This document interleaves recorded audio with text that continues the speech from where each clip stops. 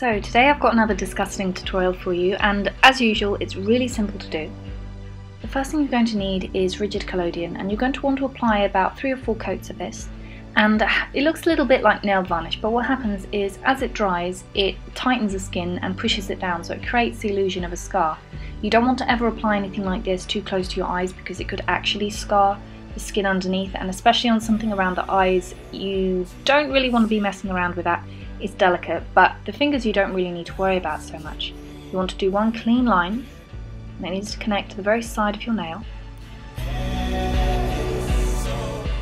Once it's dried you should have a little dent in the skin, and next we're going to be doing a latex piece which is going to simulate skin that's been peeled off your finger. Lovely, I know, but that's what we're going for. I'm going to be making the latex piece straight onto the table. If you don't really want to do that, you can also do it on a plastic sheet or the top of a jar, and it will peel off very easily once it's dry. Then I'm going to be filling in the scar with some red cream makeup, but if you don't have red cream makeup you can just use lipstick.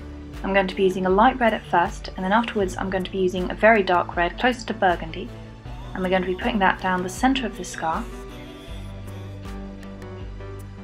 Once you've applied it, you want to blend out the edges a little bit so that they're faded and it makes the skin look like it's really red and irritated. You can use your fingers, you could use a small brush, or you could use a cotton bud.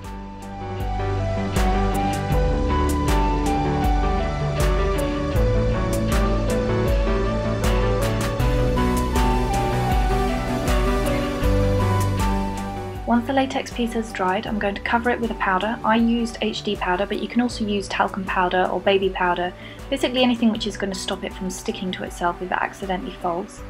And I'm going to be doing that on both sides. At the very end of the latex piece I'm going to be cutting a curve so that it fits around the edge of my nail. Once I've done that, I'm going to stick down the end using some lash glue. Now, one thing I forgot to mention is that if you don't have latex, you can also use lash glue to make the little piece of skin, and you can use either one of them to stick things down at the very end. Once you've applied the eyelash glue, you're going to take the little latex piece and stick it so that it slots right around the edge of your fingernail. And if it hasn't been cut right, that's fine, just peel it off and then recut the edges until it slots really nicely alongside your finger. Now I need to get rid of the edges, so I'm going to be taking a little bit of latex on the end of a paintbrush, and I'm just going to be putting that on the very edge of the end of the latex piece, just so that the latex piece blends into my finger and there isn't a clear edge.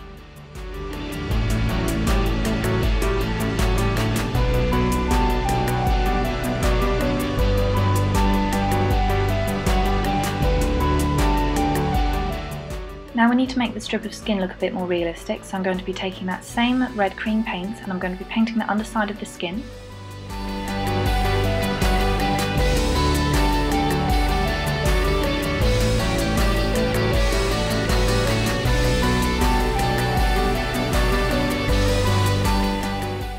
Next I'm going to paint the latex piece so it's a little closer to my own skin tone. At first it is going to look a little fake once I've mixed the colours and applied them because it's going to look quite cakey.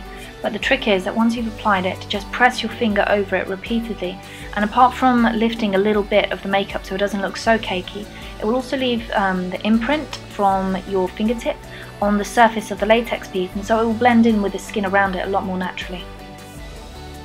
Finally, I'm going to be using food colouring, and I mixed a little bit of brown and red food colouring so that I've got something which is a little bit closer to the colour of blood that you would get if you'd cut something this deep. If it was just a surface wound, you'd get a red which is, well, you'd get a blood colour which is quite red, but the deeper it goes, the darker the colour is. So I added a little bit of brown to the food colouring, and that's it. You now have a peeled finger.